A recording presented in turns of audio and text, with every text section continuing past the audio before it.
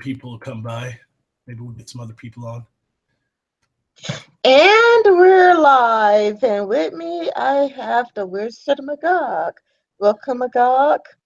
Hello. Did Rufus keep you busy? Rufus is an asshole. Yeah, Rufus is a total asshole. Let me just get the Hangout link out there. Let's see, to make sure more people will see it. And if you haven't already, you can retweet me. As soon as I see it. Yeah, it would be great if more people could see it. Right? Yeah. There you Okay, are. I just posted it on Twitter. You should be able to retweet it now. Mm-hmm.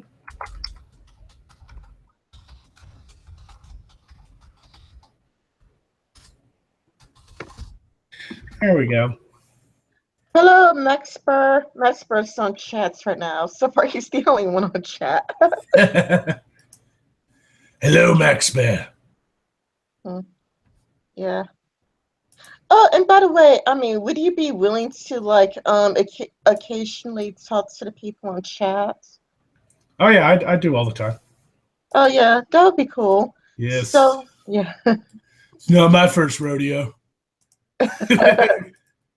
I learned the art of live streaming rather quickly. Yeah. It took me a while to figure out how to do a live stream, but these things are rather fun.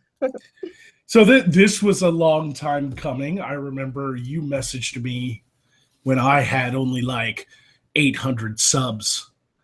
I hadn't blown up just yet. And I was like, yeah, I'll come on your live stream. And we just never got around to doing it. So I'm really happy to be here.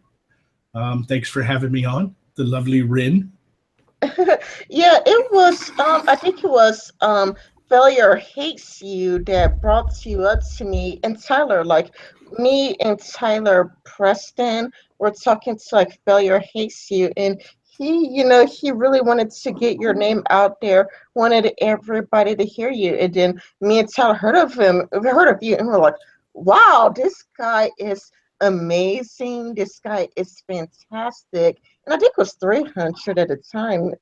I remember 300, but it's kind of like, how is it that few people know this guy exists? I mean, this guy has so much talent, and it's like, wow, it's like you have so much talent, but very few people know you exist. It totally sucks.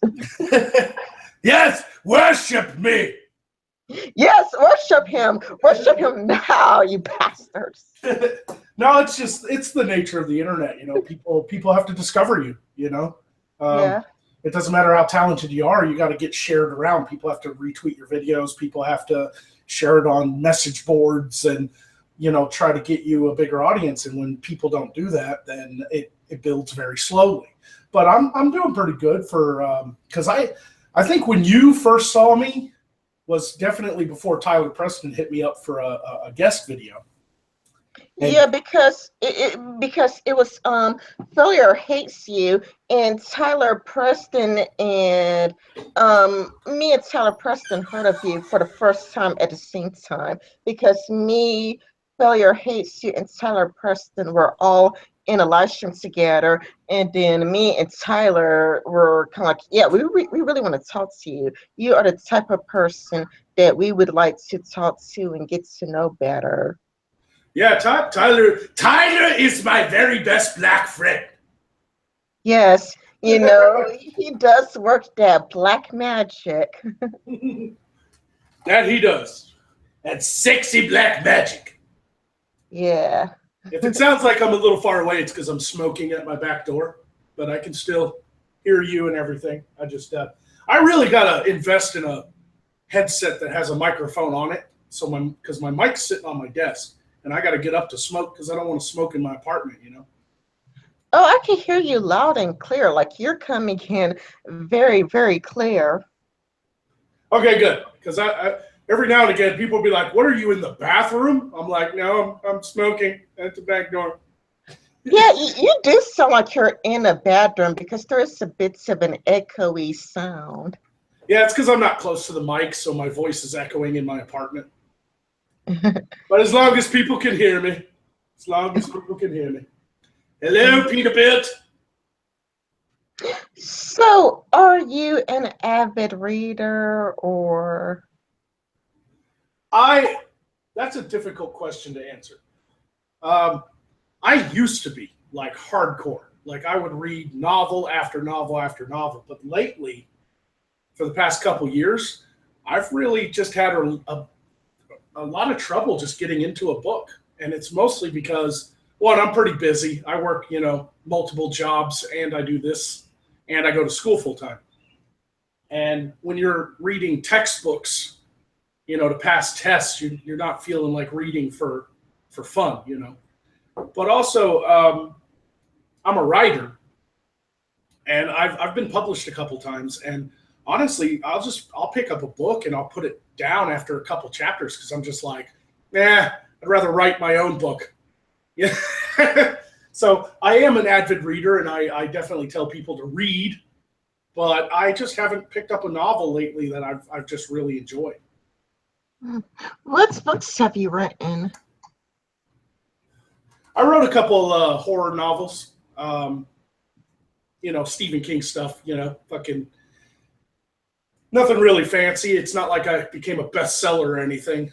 And I published under a pen name, and they're on Amazon still after all these years. They're still up, but it's not like I sold very many copies or anything.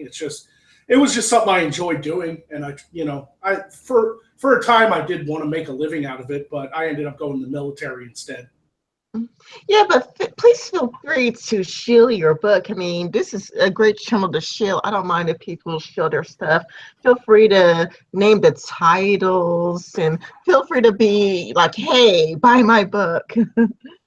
Nah, it's crap. It's a hack horror novel, but I am writing a history of Morskar currently. And so once I'm finished with that, probably won't be for another year or so, but I do plan on actually publishing that under the Magog brand.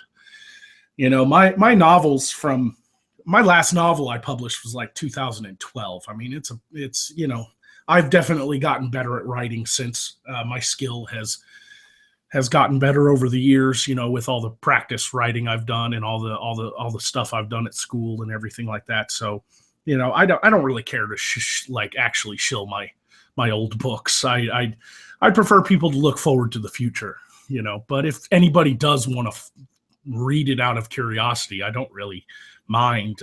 Even if you think it sucks, because I think it sucks. Like I'm the worst critic of myself. I really am. But the last book I published was The Bacchus Vine by Keaton Floyd. Keaton Floyd is my pen name. So if you Amazon Keaton Floyd, you'll find The Bacchus Vine on there, and it's like $12 or something like that. But I don't really mind if people buy it and read it and go, oh my God, this is the same guy who, but there's a lot of horrible shit in it because it's a horror, so be looking forward to that,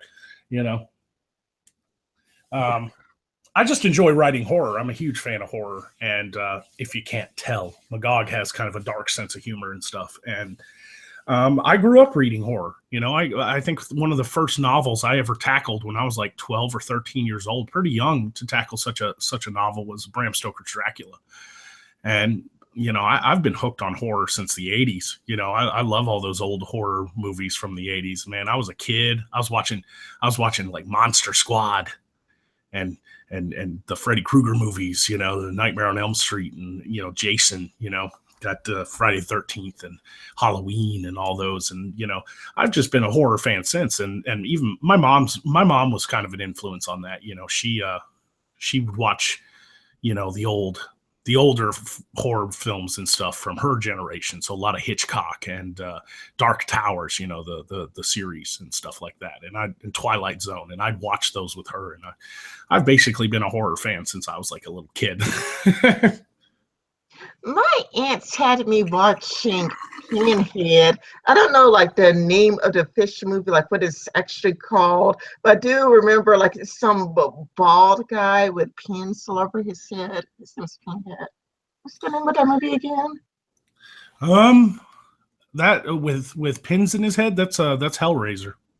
Yeah, my aunts had me watching like Hellraiser really young, like me and my sister watching Hellraiser like when we were like 6 or 7. Well, I was 6 or 7, and it just gave us nightmares. We couldn't go to sleep. I just ended up like staying awake all the way until like the sun came up. I had a hard time going to sleep because it just gave me. I was too afraid of going to sleep. I was just far too afraid of going to sleep because of that. But I mean, I guess it gave me, I mean, a higher tolerance for that type of stuff, because I remember doing some OSHA tests, and when I was doing OSHA exam, a lot of the girls were freaking out, like, "Oh no, I can't, I can't, I can't." But I was probably the one and only girl there, just eating potato chips while looking at fucked up bodies. Oh yeah, yeah. No, I did the same thing. It desensitized me at such a young age that now I can watch something that people like, oh my god, and they'll turn away, and I'll be like, this is cool. Like, oh, we got Wolverine in the chat. What's up, Wolverine and Mister Cinders? Welcome, Yeah, Ethridok. yeah, I hate to say this, but these horror movies do desensitize you because, it's kind of a lot like I remember watching the ISIS beheading videos where they were actually beheading real people, but I've seen so much worse from horror films that it was kind of hard for me to react like a normal person because horror films are so much worse. They're far more bloodier. Their blood is shooting out everywhere. And people are screaming in terror, and it gets to you. That's when you see like a real person dying. It doesn't compare to a horror film. You know, Yeah, there's a psychological disconnect though. Like watching something on film and watching it happen in real life is a real big difference. So like horror movies desensitize us, but in the back of our minds, we also know that they're fake. It's the same with video games and everything. We know it's just a fantasy that nobody's really dying. So when you see a video of like children that died in a bombing in Syria or something, and they're just laying on the pavement with blood everywhere, you have a different reaction. You're just not having the reaction maybe our grandparents would have had, which would have just like sickened them. But it's still kind of that reaction of like, this shit's real. Fuck these people. Like whoever did this. And so that's the disconnect. But then seeing it in real life, like I was in Iraq and I was in war. I did convoys. So I've seen some stuff. Not a lot. I wasn't like combat troop, but I've seen enough to feel the difference emotionally between watching a horror film and watching and seeing it happen in real life. Seeing some of my friends get all blown up and shit. And so that definitely messes with you more emotionally. Yeah, it would be different watching your own friends getting blown up, but it's kind of like I've seen all of these horror films, and then I would watch these ISIS beheading videos, and it was hard for me to react like normal, but I still know that ISIS is bad and ISIS is terrible, and we need to protect ourselves. And we can't just go and have open borders and not to expect them to assimilate and just be like, "Oh, hey, I'll come." And it's kind of like, look at Manchester, London, and be like, "Oh no, ISIS is love, ISIS is peace, or Islam is love, Islam is peace," because you're looking at all of these people dying and getting hurt, and you know that these are real people. It's preventable. You can stand up and you can say something. You can say, "I hate ISIS," Islam is not a religion of peace. It's not, and right now, the best part is there was a poll going around by some Ariana Grande fan about how do people feel about, Islam and ISIS, like, is Islam love? Is Islam the religion of peace? And like 75% is kind of like 75% of people hates Islam. And it's like, I am glad that 75% of people hates Islam, and that the only people who think Islam is the religion of peace is just like the vocal minority. Fortunately, 75% of people, are, woke and know that this is some really bad stuff. And there's, no matter how much propaganda the media puts out, the truth gets out. Like, even my friend from Finland, I have a friend from Finland, and her culture is shaped by feminism and shaped by social justice. But even she knows that Islam is bad, Islam is terrible, and that those people need to get out of her country. Oh yeah, yeah. It's a matter of interpretation of the religion, and it seems that Islam has the right rhetoric to be interpreted in a more, medieval way. They just didn't go through the social changes within their religion that other religions did. And so they're just not a modern times religion. I mean, they're still very barbaric and very medieval in a lot of their interpretations of the religion. There are peaceful things in Islam. Of course there are. If you read the Quran, there are peaceful things. But there's also the stuff that just like nails home the like only way to get into heaven guaranteed is to die in a jihad. Well, that's hard to fucking misinterpret, like that's why a lot of these guys who are about to blow themselves up, they'll go out and do drugs and drink and bang hookers before they do, because they're going to have all their sins washed away anyway, because they're about to die in a jihad. And that's really hard to combat, that kind of real deep embedded belief. It reminds me of a saying that ideas are better than beliefs, because ideas can change. It's harder to change somebody's beliefs. Yeah. Have you heard of this YouTuber called Sticks Hexenhammer 666? Yes, I have. Yeah, he was talking about Islam, and he says that in the Middle East, they take the Quran very literally. Like, they take a very literal approach. And the thing is, Christianity has evolved a lot over the years, especially in the Western countries. But even if you go to Africa, if you go to the hardships of Africa, you could still find Christians who take the Bible very, very literally. There are places in Africa where they're still burning witches, and they're still fighting the literal interpretation of the Bible. In these countries, they literally.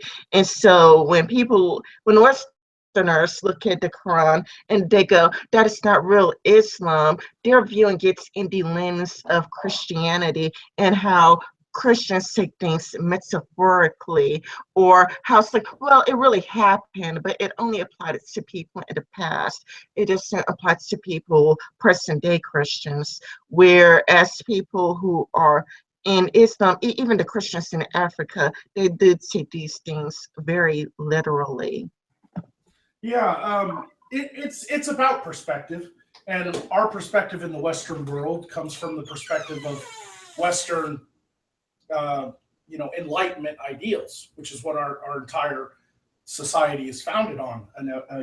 And so to look at Islam through the lens of Western culture, we try to justify their actions, but looking through the lens of how they live their culture over there, it is canon, it's law, and it's just a very different culture. And so what we have here isn't necessarily just a religious, a religious clash. It's a culture clash. It's not just their religion; it's how they live their life compared to Western culture.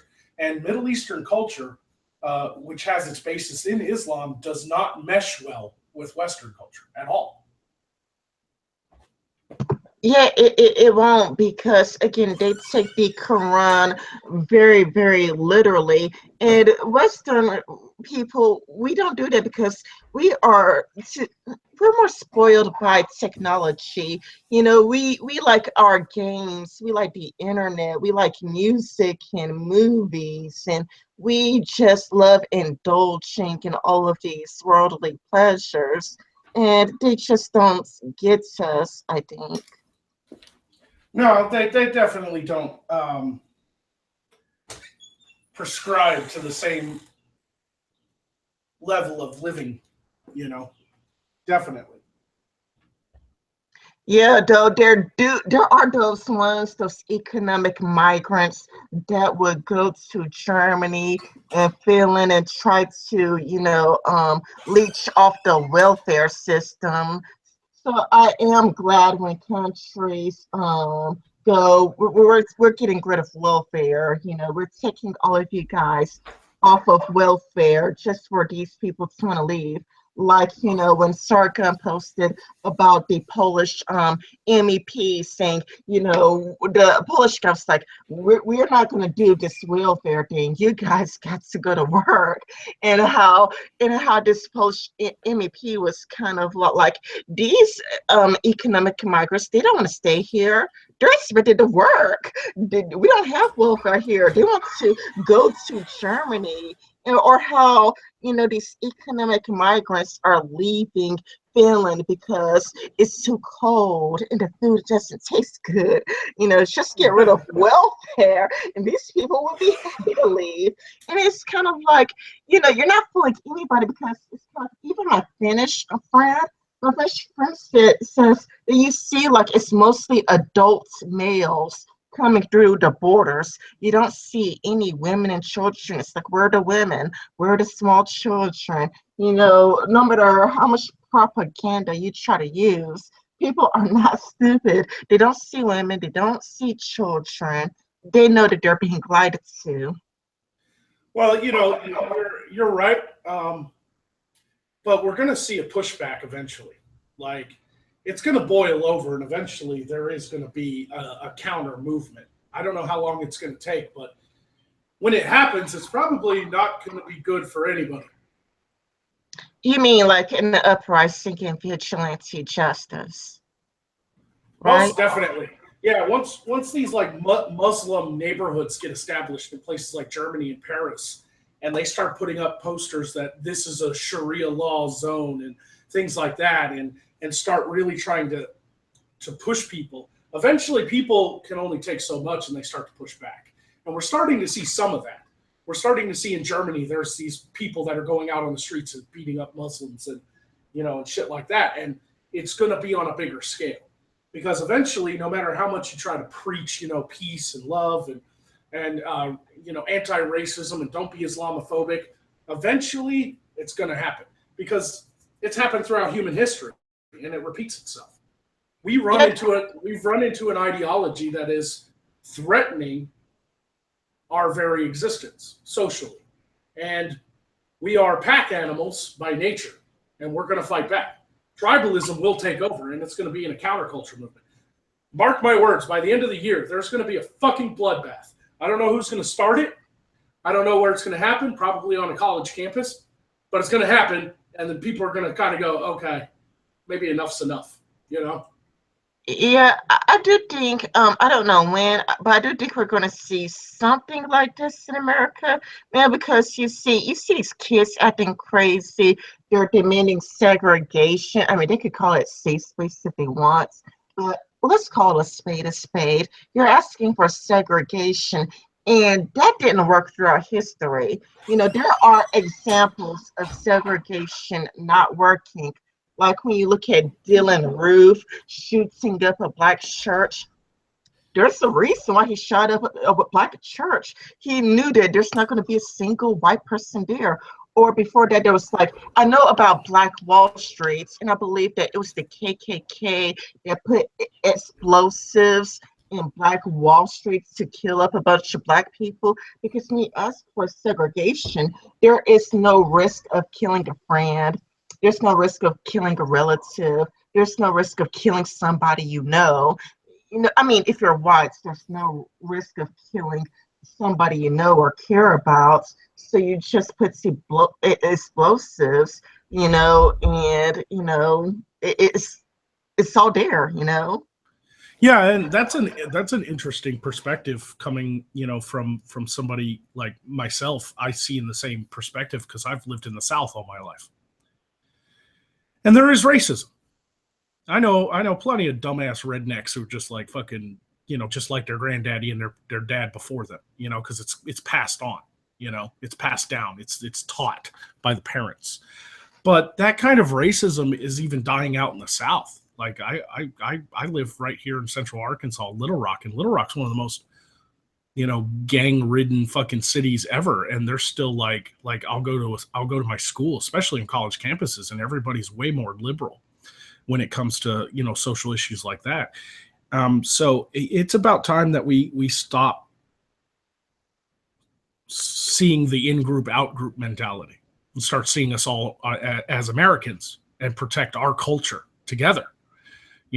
I don't care about immigrants. I like immigrants. Immigrants, built this country. Send us your huddled masses. That's right on the front door. But what I want is people to use the front door, and that's all I care about. Like if the liberals would just, I don't want to say liberals, progressives, if the vocal minority of the progressives in the media and stuff would just stop for a second and just allow us to secure our borders, whether that's with a wall or something else, just actually secure our borders. I could care less if they just passed a law after that to allowing every illegal immigrant in this country to just be automatically a citizen.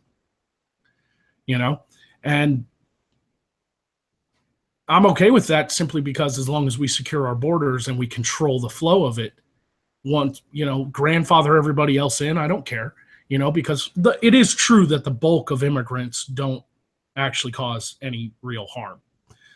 Like there's this terrible rhetoric that like illegal immigrants come over here and they join gangs and all this and that. And that's just not true. 13 million illegal immigrants in this country. There's not 13 million gang members. Okay. But there is something to be said about a prohibition. It always causes like a black market backlash. And so you're going to get illegal immigrants that join gangs and smuggle drugs in and things like that. And that's what we have to stop. A lot of people are like, oh, why are you pro the wall? I'm pro anything that stops the cartels from Mexico and South America from bringing drugs and guns into this country. I could care less about some poor woman who wants to bring her children here for a better life. I care about the drugs and the guns and the terrorism. Terrorists can fly over to Mexico and then cross our border. They don't have to fly directly into our country because Mexico just fucking let anybody in, And so like, I think that as a sovereign nation, we have a right to protect our borders. And then after that, we figure everything else out. And so that's my stance on that whole bit. And then the racism and stuff that, my answer to that is it's not as systemic as people think it is. Like I have a couple friends that are cops and all this hate about, the Black Lives Matter coming out and go, oh, cops are fucking evil and they're shooting us in the streets and they're killing us. I have a couple black cop friends and white cop friends right here in the South, where you'd think racism was the biggest.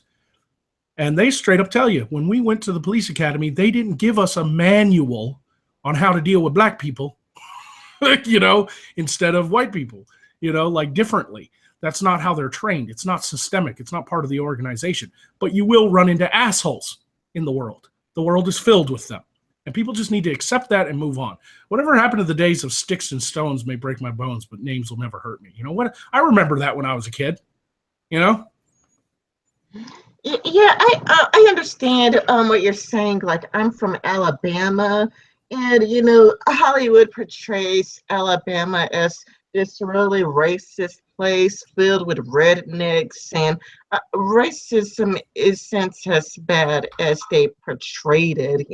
Like I've had two racist teachers, where two of my teachers were racist, but only one of them graded me based off my race, and that was my arts teacher. But racism hasn't really been all that bad. Aside from those two teachers, most of my teachers were really, really nice and wonderful. Like some of my favorite teachers are right. Like my favorite teacher has got to be Mrs. Alexander. She's a white woman, and she's like the nicest person in the world. It's kind of like Alabama isn't as racist as people make it out to be. It's not really all that bad. Well, that's because people, especially Hollywood, they like the sensationalism of the history of the South. And so, like Alabama, Mississippi, there are movies about what happens there, and it's all this deep South racism and stuff. But if you actually go there, I mean, fucking Roll Tide, man. I mean, that's what brings the South together. People don't realize this, but honestly, the South isn't as racist as it used to be anymore. We've gotten over racism much quicker than people think because of football. Nothing brings people back together like football. Yeah, I mean, there's probably more. Well, never mind. I don't know the statistics of it, but there is a lot of interracial dating here. So it's not as bad as people make it seem like it is. I just think the progressives move the goalpost of what racism is. Racism used to be to feel like you're superior to another race, but then the progressives move the goalpost to some sort of weird black nationalist or black socialist thing where you got to worship black people, and black people got to be treated like aristocrats or you're racist. And it's weird because for me, I do not want that. I do not want special treatment because of my skin color. I don't want to be treated like I'm beneath you, but I don't want to be treated like I'm above anybody.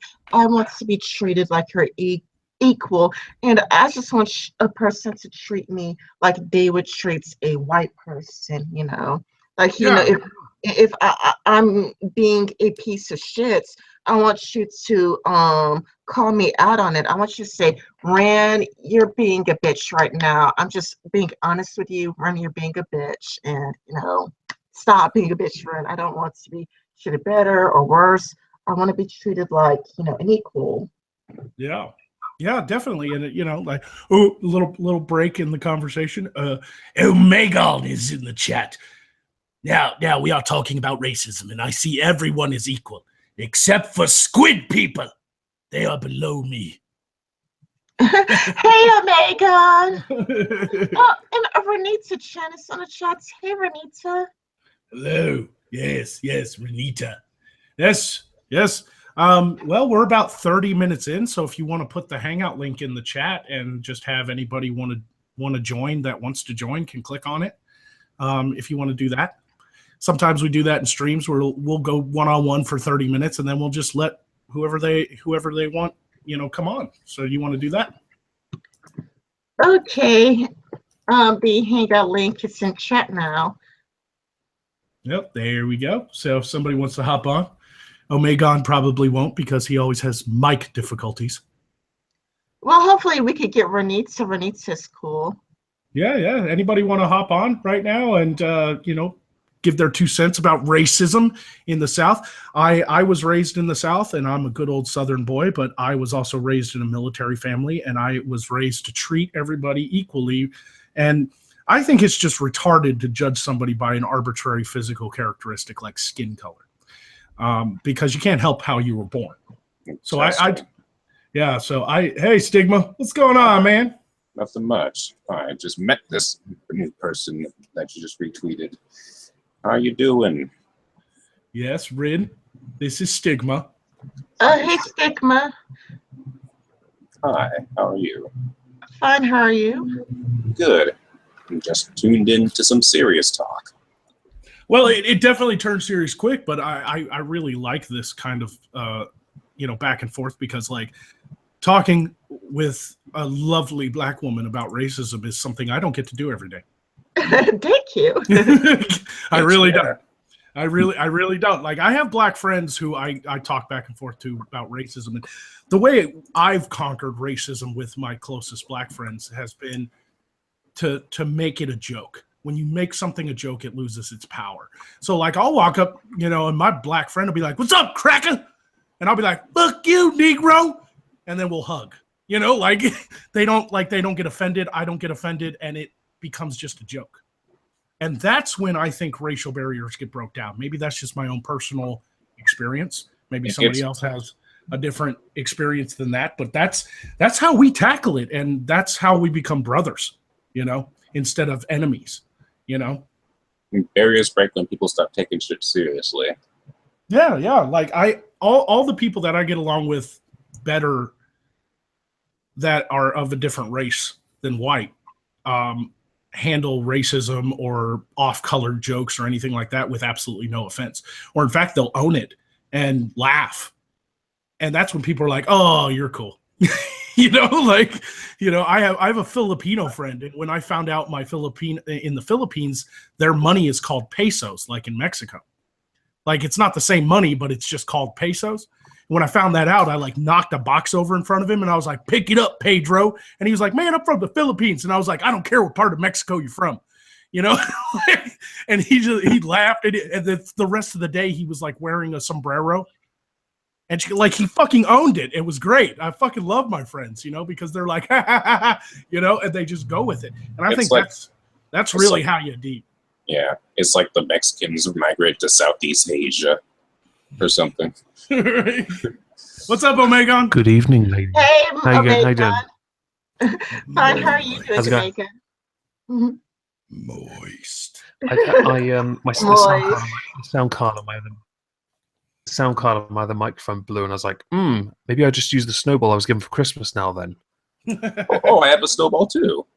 A snowball, yeah. I use a different setup, but the sound card went, and it's like, do I pay 10 quid to replace that, or just use the snowball from now on? No. I have the snowball so it doesn't give me like that switch on the back that gives very variable like sound qualities. Right. I have that, but it sounds like effort. It is if you're looking into going into video recording. I mean, That too. So, racism. Yes, racism. Welcome to the Rin racism stream. I never counted it much growing up, personally. Well, that's because you fucking live in England. No. We racist. We are very racist. Like, oh, yeah. we use slurs all the time. Don't you guys hate the Irish? Yeah. Oh yeah. No, they're not a race.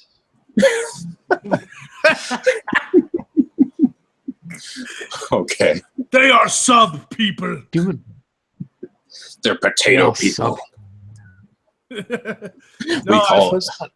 I genuinely didn't encounter like legitimate racism until I was about 18, and somebody asked me if I'd ever like a bunch of guys having a pissing contest. Like, "Oh, how many girls you fucked? How many girls you fucked?" I was like, I have a girlfriend. I showed them a picture, and she was black, and they're like, "Oh, she doesn't count. Why? Because she's black." Oh, that's clever. They're 3/5. So you need a black person and an Irish, and you'll have a whole. You know what's fucking racist? That's who should be fine. I actually do believe in some form of like subvertive racism. And I'll give you an example. Here in Arkansas, like, you will go to a Kentucky Fried Chicken or a Church's Chicken, and there ain't a single black person working there. They're all Mexicans. Bro. But then you go to Taco Bell and there ain't no Mexicans there. They're all black people working there. And it's because if they worked at the other restaurant, they'd eat all the shit. That's racist. That's such racist. Taco Bell here, is it any good? Taco Bell's just like Taco Bell in the South is different than Taco Bell anywhere else, though. Like, I've noticed this. I've eaten Taco Bell. Like, Rin could probably say, because she's in Alabama. Oh yeah, Yeah. for me, the Taco Bell down here is very, very good. I don't know how Yeah. it tastes like in other places, but here in Alabama, our Taco Bell is very delicioso. Oh yeah, like that is the best late night food ever. Like fuck I don't McDonald's. know. Cheesy chips is pretty damn good. I don't know what that is.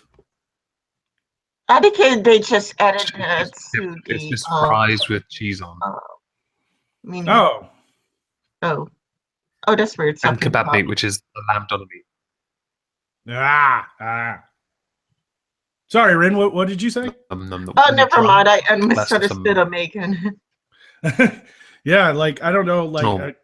did you like fix your sound card, or are you just using a USB plug-in mic thing? USB plug-in. Why am I coming through not clearly?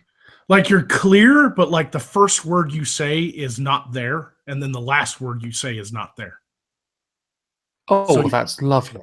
So it's weird. It's like I can understand your sentence, but it'll start with like if you were to say, "I am a Megon, I'm a gaytard," we would only hear, "Oh Megon, I am a gay." You know, it's like blanking out. It's I really am. I like that. Oh Megon, I am a gay. As I am a gay.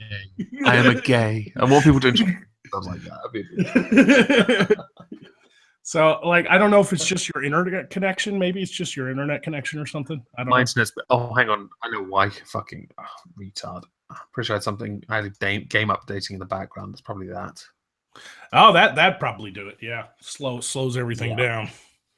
Yes. Oh yes. So I'm on Twitter today. I still like every now and again. I still like try to get Sargon's attention. Yeah. he said something about sugar tits, and sugar tits came back and said something. And so I was like, this pleases the great Magog. Sugar tits, I love you, and I will spare you when I conquer your realm. Not Sargon, though. He has to earn it. See that? Yeah. I didn't see that. I need to throw you some shit now. Right? And then Sugar Tits came back and was like, BJ time. And so I came back and was like, yes, that would definitely make Sargon a Magogonite. And then he came back, he only liked Sugar Tits comments. Oh. I'm like, God damn it! Like, I'm right there, man. Just once, notice me. Yeah, I've been lucky enough that Sargon has noticed me a few times. Sargon has liked my tweets a few times. 2 times, Sargon retweeted me, and Sargon actually spoke it to me a few times. And just this one time, I was in a live stream with Sargon. It was on a friend's account, but I was actually in a live stream with Sargon. I actually talked to him a little bit. That was really, really a great fangirl moment. And I'm not like trying to fanboy or anything, but I like going back and forth with people on Twitter. Omegon will tell you that. And I really just want a shit posting with Sargon. That'll just make my day. I just want to go back and forth with Sargon for a minute. I ever do on Twitter shit posts towards each other. Just find more imaginative ways to insult each other. Oh yeah, it's fucking great. I love it. Fucking love it. He like skipped all my comments and just like liked all of Sugar Tits' comments. Like it was just little hearts. He's a cunt, isn't he? So he just skipped right over. He's like, whatever. I don't know who that pleb is. You know?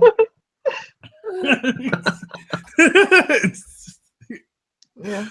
I was like, damn it.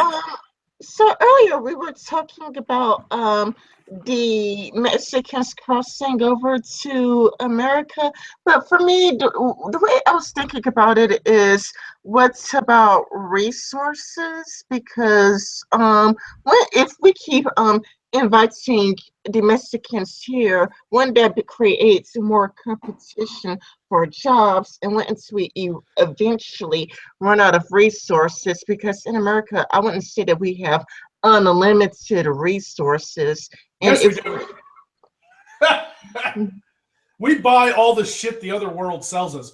It's not that, like, when people say, you know, Mexicans are coming over taking jobs, I hate that argument because they're not really. They took our jobs. They're noobs. But what's really happening, the problem with illegal immigration is they get paid in cash. Now, they do work, and people work, and you're allowed to work, and I'm okay with people working. It's not like I can't go and mow lawns for a living because all the Mexicans have that job. That's not how it works. But what really is happening is we're hemorrhaging money back to Mexico because these people come over here illegally. They'll work for cash. They'll often make a shit ton of money, actually. Like, I know Mexicans who fucking brick houses, and they get paid like tons of money to do that. And they'll send half of their pay back home to their families. We are literally hemorrhaging money out of the United States. So it's not about wasting resources or creating competition in jobs. It's the fact that our economy is literally leaking money back into Mexico that is not going towards helping Mexico build an infrastructure at all and be self-sufficient. Well, actually, I disagree with you there because it's kind of like there are Mexicans who come and they become construction workers, and that put my own father out of work. You know, and not only that, but not only did it put my own father out of work, it screwed over my father's team. You know, so it's kind of they're taking construction working job, which is jobs that people actually do want, and jobs that people actually do. You know, I think there is a distinction though between, like in my country, and I'm not trying to take away from what you're obviously the negatives in your father's life. Country, we have this general rule of unskilled labor where if you come here to work and you possess certain skills, as long as you integrate within society, no one cares. I don't know what it's like in your state, but I'd like to believe that that kind of rule applies to most countries that are a bit more they allow into their country. If they don't, then there is a risk that people lose out on work. Whether or not they want the job or not is a different matter. We've noticed that trend where we have lots of jobs that require skilled labor, but we have people here who refuse to do the jobs because they're lazy fucks who'd rather live on welfare. Right. And I'm not denying what happened to your father happens. It does. That's not what I said. What I said was the problem isn't necessarily that they're coming over here and taking jobs. More jobs would form if the market and the economy would boost up. But we're leaking money into another poorer country that's not being used well in Mexico to support an infrastructure that would make them more self-sufficient for themselves. When was the last time billions of dollars? When was the last time the US had to bail out Mexico? Because I know that's happened a few times. Oh, a couple times, yeah. Because that money is constantly bleeding into Mexico, and obviously it's not working. Right. And I'm not saying that at some point you're going to have to leave. I'm not saying that at some point you're going to have to go like, sorry, that wall, yeah, no money can get through it. Sorry. No, but at some point they're going to have to thing on their end, or the US is going to have to start sanctioning them. Right. And that's what Trump tried to do, you know, but it's just not working because Mexico is our neighbor to the south, and they are much poorer than us. And so it's unfortunate. I'll give them that. Right. And so we feel like if we help them along, less people will want to come over the border because their country will be nice. Yeah, I think that is a great idea, to be honest, to just help them along. Like, I think that there's this Mexican drug war going along. If we could help the Mexicans with their problem, their country would be nicer. And if their country is nicer and more habitable, then they wouldn't even want to come here. Yeah. You know, taxing Mexican imports, like Trump did that, and everybody got all pissed because the price of coffee at Starbucks was going to go up. And everybody was like, oh, I can't believe you would do this. Do you know that the Mexican government taxes the holy living shit out of us? Like, any import that we bring into their country gets taxed. Now, a lot of people argue because, you know, the NAFTA is what got rid of trade tariffs with Mexico. And that people are mixing up tariffs and taxes. Tariffs are a trade tax for trading with a country. And NAFTA did get rid of trade tax, but Mexico is still implementing a VAT tax on anything that comes in their fucking country, just like every other European nation does and every other nation around the world. US is the only country in the Western world that doesn't have a VAT tax on trade. We don't. You can bring anything into America. We won't tax you. We don't have any trade tariffs anymore either. And so when people are like, oh, Mexico doesn't tax us, so why are we taxing Mexico? Actually, they do. They tax the holy living shit out of us. It's like 17%. Wasn't that like if you guys try to trade with the EU, they will either stop you from trading with us, hike up prices on your end, or reduce prices on our end to keep our trade in-house and stop you trading with us, or make it so expensive that you don't really make any money off it. Exactly. And that's the problem with a global market which is why I want to leave the EU. Right. Exactly. Yeah, like Mexico, but here's the real big difference in trade, because I've studied this and I've read NAFTA, which took a really long time.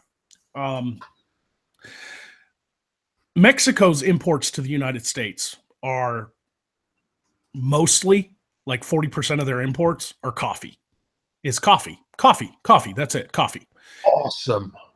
What we import to Mexico, which they tax the shit out of us for, is like machinery, cars, railroad, factory machines, fucking massive hydraulic pumps, all that shit. And they're also taxing the shit out of us for it. And so we're sending them stuff to build an infrastructure in their country and make them modern. And they're not implementing it. They're often losing it or selling it off because there's massive corruption in the government with the cartels. And they're taxing us for it too.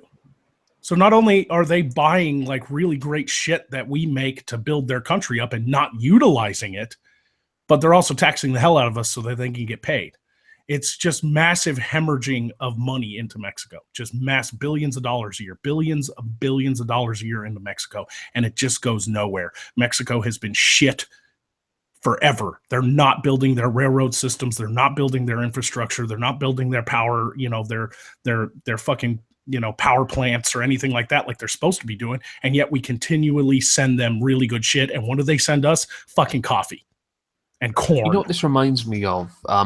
Within the EU with bailouts, it reminds me of Greece, a country that never learns its lesson and keeps getting bailed out for its mistakes when it refuses to do anything about it. Right. Hey. Oh, yeah, one question. Where did the drugs originate from? Was it us or them? What do you mean? Because they have a cartel, don't they, that mostly deals in a drug trade? They have many. Yeah, they have many cartels. Look up one day, look up cartel territories of Mexico, and the FBI has a map of how it's carved out, and the bulk of Mexico is owned by like 4 different cartels. These people are fucking brutal. I have friends who work border patrol and stuff, and they've got stories, man. They will hack people up with machetes and hang their bodies from bridges. This is the shit that they deal with in Mexico. I've seen footage of some of that shit, and it's very gruesome. Yeah, massive cocaine trade, massive heroin trade, massive guns, illegal guns. I just thought it was one whole organization, not like several. No, there's a couple different cartels in Mexico, but there is one major one, and I can't remember what it's called, but they're pretty much the biggest. I can look it up real quick. I figured that's the one thing that's holding Mexico down. Oh yeah, corruption and cartels. Yeah, definitely. Okay, so Megan, I would like to ask you a question. Who are you planning on voting for? Are you going to go for Theresa May or Jeremy? Okay, did you vote for Theresa May or Jeremy Corbyn? I didn't vote for the party leader. I voted for the individual politician in my area because that politician, after my mum died, my sister got he wiped the slate clean on rent arrears, cleared the water bill. This particular politician did all this extra stuff to losing a roof over her head, and she could barely walk because of the crash. So I voted Conservative because of that politician's hard work. Oh, you voted Conservative. That's cool. So that would be the Tory party. But I didn't vote for them because of. Obviously, I want hard Brexit. I don't believe they'll deliver it, but I do want that particular politician because of what they did for us. Well, I would do it once. Well, it was nice for that politician to help out your family. Mm. So, Magog, what solution do you think could be dealt with for Mexico? Because you're saying that we're sending them the money for machines and railroads and infrastructure, but it gets sold out, because of corruption. So, what solutions do you have in mind? Destroy them. No. Cthulhu We could 20. get Honestly. Rufus. We could get Rufus, and we could burn them alive. I've never ridden on a dragon before, but it would just be nice to just ride on a dragon and just.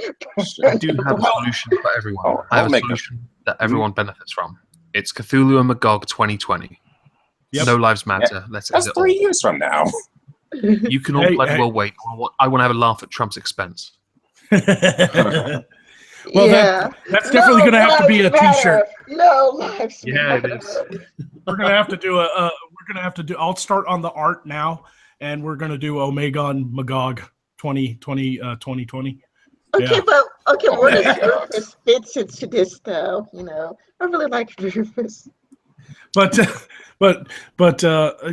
answer the question seriously, the cartels, honestly, when it comes down to, we can pour enough money into Mexico to fund their government. We can hike our taxes up to bring them into the modern age. We can send the DEA and fucking army down there, and it won't do any good until the Mexican people decide to unite and take a stand. It's up to them to fix their fucking country. Yeah, and to be honest, that is true. And that, like, the cartel is a really huge setback, but that's something that has to go like immediately before any progress can be made. Yeah. And we also have to stop the drug trade. I mean, that's what cripples cartels. They're not selling these drugs to South America. South Americans have their own cartel selling drugs to them. They're selling drugs to the United States. We are supporting the cartels.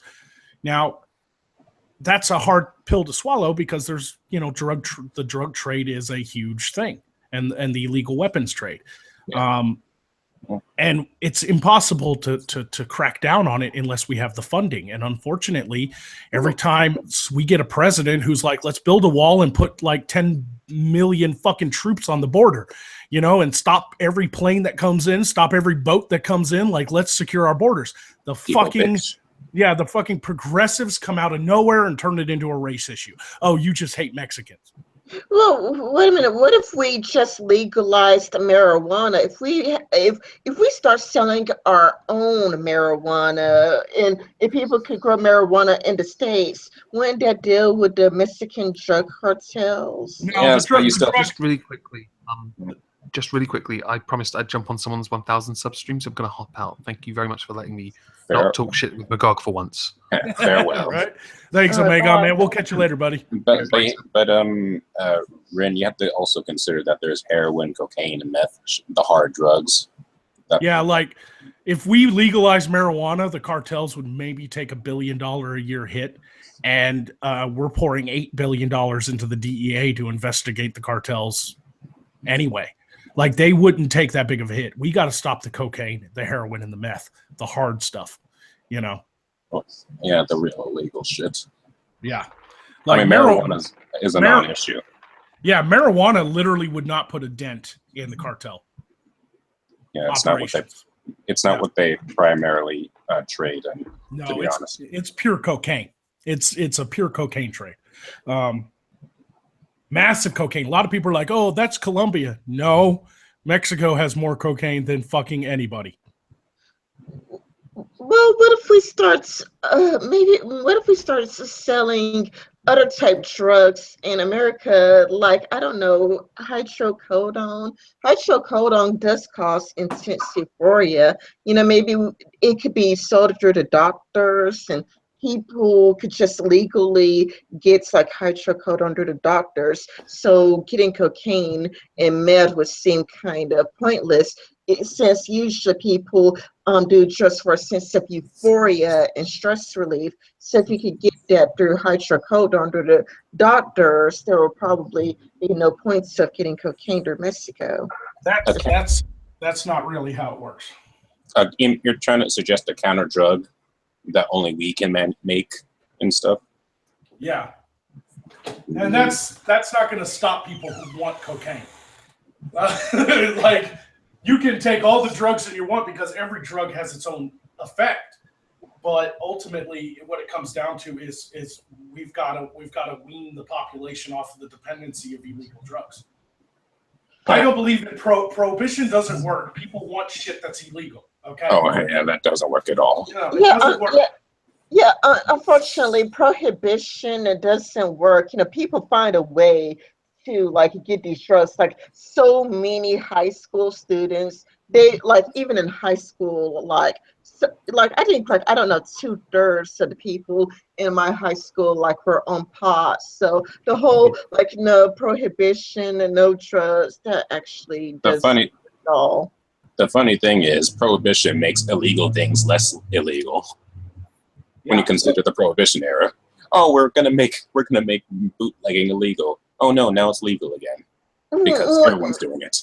When it comes to like prohibition, it makes people want to do it like even more. It's the forbidden fruit theory. It's like the moment it's illegal, everybody's like, man, I really got to do it. I really got to do it. And if it was legal, people would probably wouldn't be all that interested in doing it.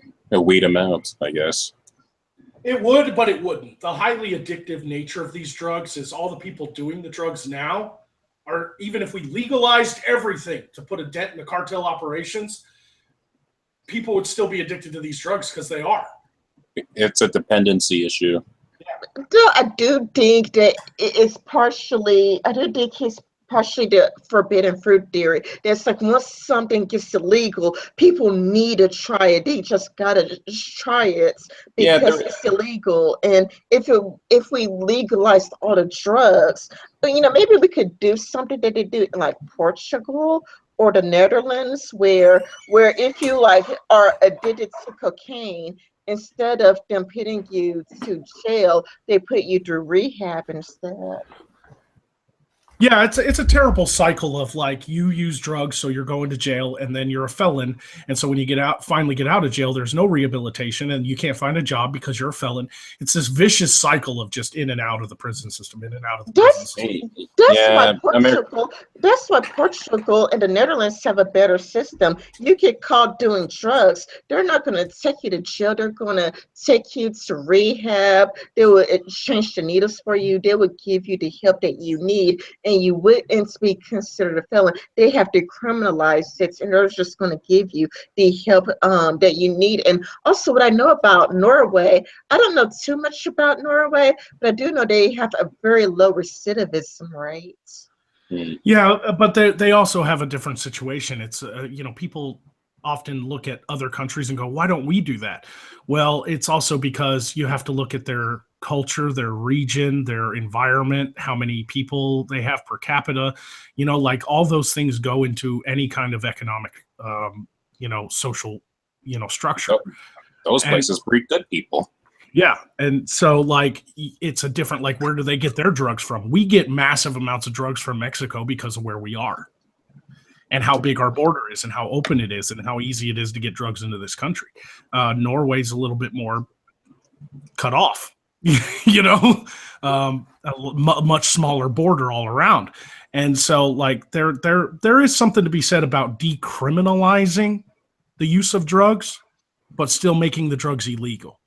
Yeah. Like, I would like to see people who are caught using drugs or have drugs on them not sent to prison, but sent to a rehabilitation center, because the criminalization of it just perpetuates criminality. I think things used to be that way, but I think that the Clintons changed things. Like I do think when Bill Clinton was president, they took away rehabilitation. It was in a New York Times article. It's a really old New York Times article, and I'll have to find it and get it back up. But I do think you do have a point about different countries, different things work in different countries. Because when it comes to like no gun laws, like how progressives like to get rid of the guns, and they like to look at Japan, but Japan is isolated in a little island. So yes, if you take away all the guns, in an island, which they are very nationalistic. They are very nationalistic in Japan. It's hard to get a citizenship there. They don't have a Muslim problem there. And they don't want the Muslims either. Yeah. Yes, so it's kind of like, so of course, if you take away all of the guns in Japan, of course it's safer. Of course, they don't have mass shootings. They don't need guns. They have fucking katanas. But in America, we're in a very different situation where so many people already have guns already, and we're connected to Mexico, and the Mexicans could sell guns illegally here. Because we take them so easily. Like, if we were a bit more strict, then that shit wouldn't happen. I had to piss. Sorry. Yeah, it's all right. But yeah, the Clintons, that whole situation, like I have a perspective on the Clintons that's different than most people when I'm in live streams because I'm from Arkansas, and Bill was our governor, and a lot of people are like, yeah, the Arkansas loves the Clintons. That's what you guys. The only time since the '60s that we went blue instead of red, we voted Democrat, was when Bill ran for president. And a lot of people are like, you must really love him. No, if he was president, he was no longer our governor. We wanted him gone. Like fucking everybody knows the Clintons, man, here. And it's some shady shit. They're a shady ass family, Yeah. Damn WikiLeaks. Damn Mexican made. But ultimately, what really fucked us with the Clinton administration was Bill Clinton. His entire campaign was funded by the banks, just like Hillary's was. And he's been the Clinton family's been in the pocket of the banks for forever. And the first thing he did in office was repeal the Glass-Steagall Act. The what? The Glass-Steagall Act. What's that? It was an act passed after the Great Depression.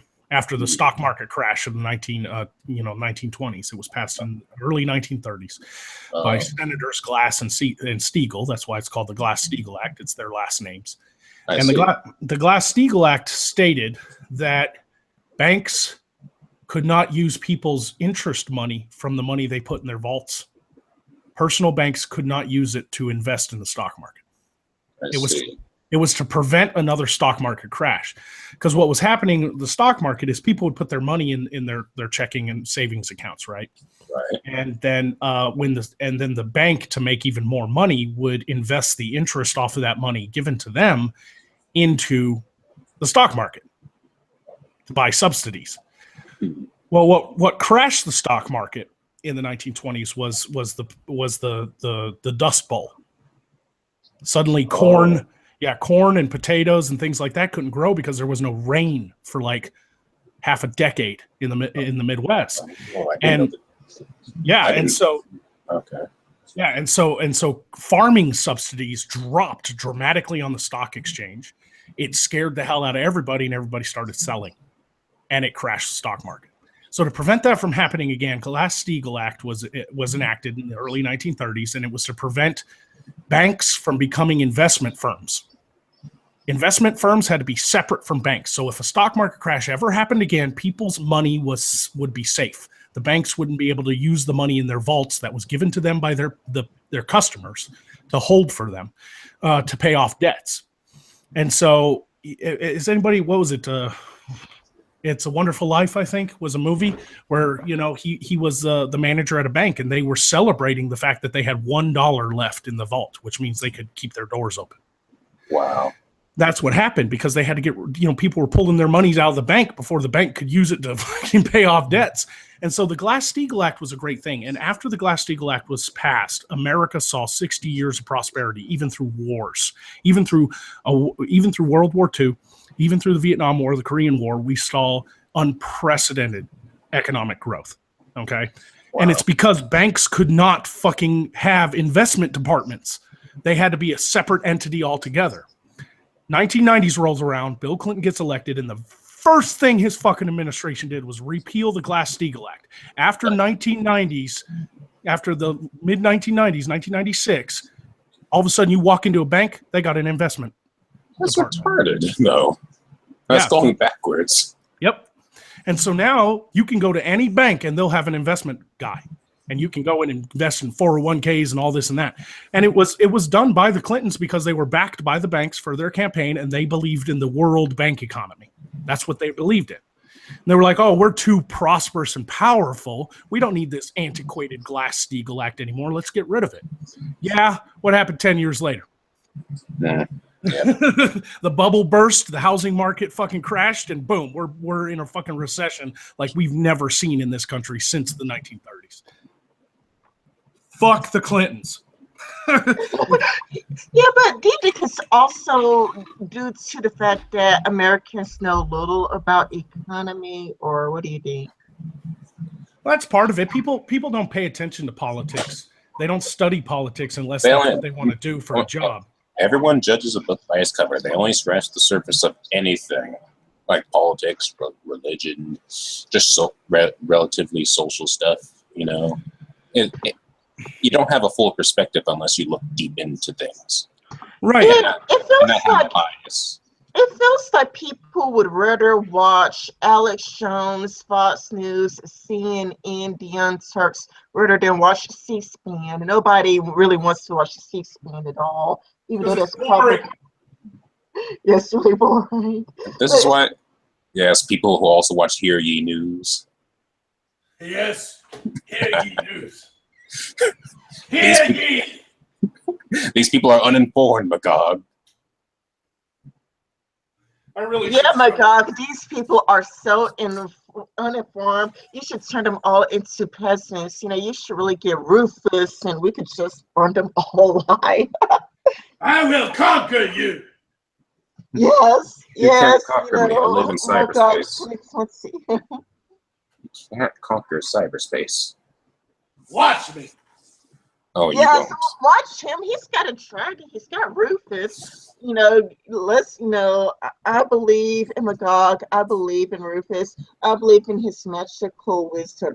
I'll synthesize a computer virus that can teleport through portals to other realms. And what's it going to infect? I have no computers in Morskar. It'll work. I'll find a way. And there is no cyberspace if I destroy all the servers and computers of your world. Damn. Stone Age. No. The cyberspace is a completely independent organism. I don't know. I mean, he is a wizard. He's got that wizardy magical powers. The moment his wizard powers kicks in, he could turn all of us into, his slaves, It's why I'm playing it really, really smart, and I am willing to dedicate my soul to Magog now. That's the reason. That's the way I won't have to be a peasant when he takes over our realm. You'll be a higher ranking Magogonite if you go ahead and worship me now. Oh, hell, Magog! Oh, hell, Magog! Oh, hell, Magog! I tell you, Magog can save the world. We just need to get him in here. I'm really looking forward to the growth of my channel and how people have reacted to the character and everything. I love the idea of doing like what Omegon said, T-shirts and stuff that say Magog and Magog Omegon for 2020, and Omegog. Like it's instead of actually that's a pretty good little acronym, Omegog. I like that. but it's counterculture. Like, this is what the progressives don't understand, which is we're better at the internets than them. I am not very. It's kind of like the progressives are kind of like the back in the 1930s, still would be the conservative Christians saying you can't enjoy this, you can't enjoy that is taboo, that is taboo. But now it's the progressives saying this is sexist, so you can't enjoy this, that is racist, so you can't enjoy that. So now, like, being a Republican, they're turning that into being more edgier and badass, Yeah, personally, I'm not very culturally or politically aligned. Just only because I'm just very undercultured. myself. I don't look up things or do any research, but I'm by default, I guess, on a political. I'm left, not right. But overall, it's just everyone has shit about them in the end, right? Sure, but it's who has the most prominent shit at the time. Yes, the religious hardcore right was prominent in the 80s and the 90s. They're gone for the most part. These old fuckers, nobody listens to them, okay? They're fucking crazy. We all know they're fucking crazy. But the progressives are really stacking it up in academia. I mean, you've seen what happened in like Evergreen College and shit, like this shit is out of control. Like they are fucking in the parking lots. Like this teacher, all he did was write an email going, I disagree with the day of absence. You're telling white people to stay home, that black people can only come to school on that day. And you're literally segregate. Like this is segregation. And it got released and the students gathered around him by the hundreds and were yelling at him and calling him a racist. He went home. If it wasn't for one of his more dedicated students that liked him, that called him in the morning and was like, do not come to school. And he was like, why? And he's like, they are out in the parking lot fucking looking into cars, looking for you. That's a little extreme. Okay. Yeah, it's like, it's about who has the least amounts of shits during its time period. I mean, it's like during the 1930s or that time period, the Christians were really religious.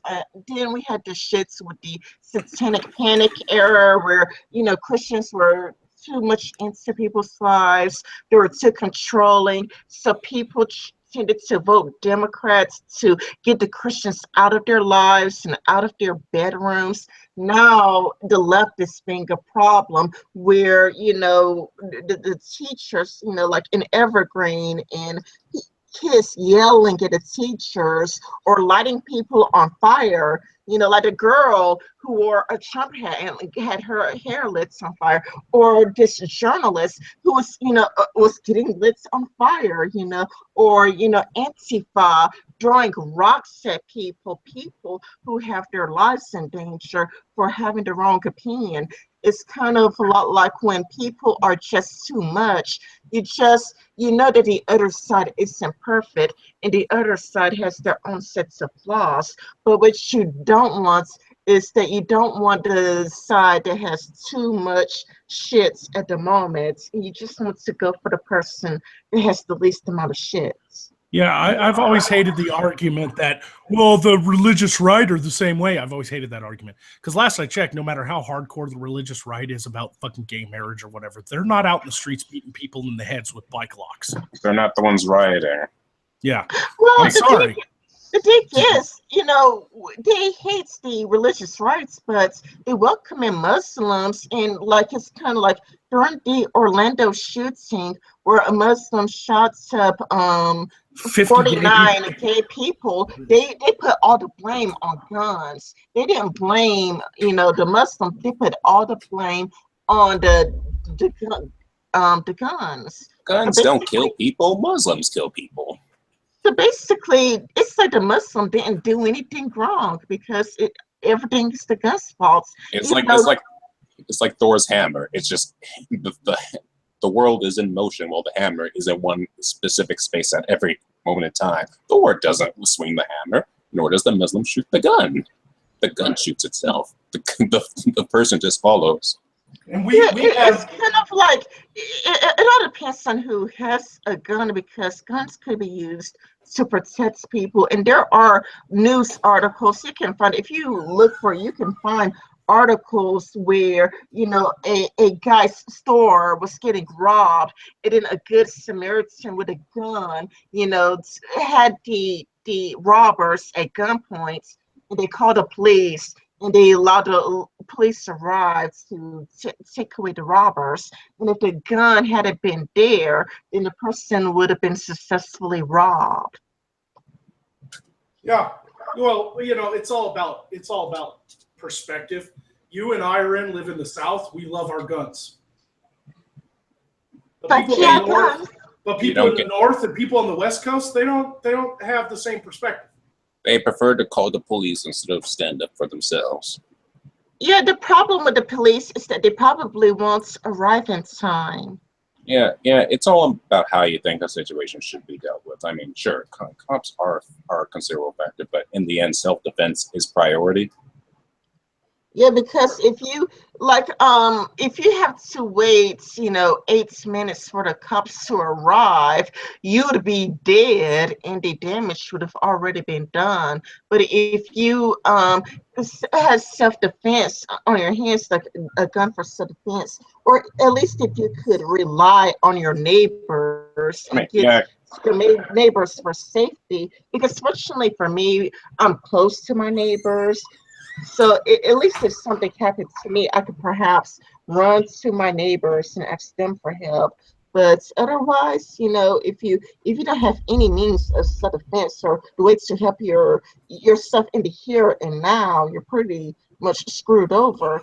To me, a gun is not all that different than having a fire extinguisher and knowing what to do in your house in case of a fire until the firefighters arrive. The way that you could deal with a fire, immediately, to save your house, because you don't know if the firefighters would arrive in your house in time. So you just got to know what to do in case there's a fire. Like, what do you do when your microwave catches on fire? What do? You got to know this so you can save your house instead of waiting for the firefighters and then your house is burned up. But at least you waited for the firefighters. Well, it's funny how we've changed as a country when it comes to guns too. Because if you go back to the 1950s, when my dad was a kid, and you look at pictures and stuff from the classrooms, they used to teach gun safety at public schools. You had fuck pictures of an entire classroom of kids, girls and boys, holding fucking rifles. You could order a fucking hunting rifle out of the Sears catalog. Like, like things have changed dramatically. And every time somebody commits suicide or every time some child accidentally shoots themselves, people blame the gun. But that stuff didn't happen as a large scale. It did happen from time to time, but it didn't happen on such a large scale because we taught publicly gun safety and proper gun usage and stuff. Okay. Also, what I want to ask you, I'm sorry, Magog. It's like, do you think that there is a problem with a bit of socialism and public schools? And do you think that we should remove public schools, and that's the way we could perhaps teach kids the things that we want them to be taught, as opposed to the government dictating what kids are taught? Well, politically, I align in the center because fiscally, I'm conservative. Politically, I'm conservative, but socially, I'm more liberal. And it's a good balance. It's a good balance, But from a political standpoint, I don't believe in just getting rid of schools, but I do believe in reforming schools and giving the states back control. So you just want states' rights, where the states have a stronger say-so on what kids are being taught in schools, instead of the government, stating what kids will and what they won't learn. Because the problem with women's studies is that it's pretty much I wouldn't say all of the colleges, but it's pretty much in several colleges where people are learning this stuff. And in some colleges, it's required. You are required, like I did kids UMass, where you are required to learn women's studies, but not calculus or math or any of that. So these kids, to me, they're coming out indoctrinated. Yeah, I mean, but you're talking about college, which is, for the most part, it's state funded but privately owned.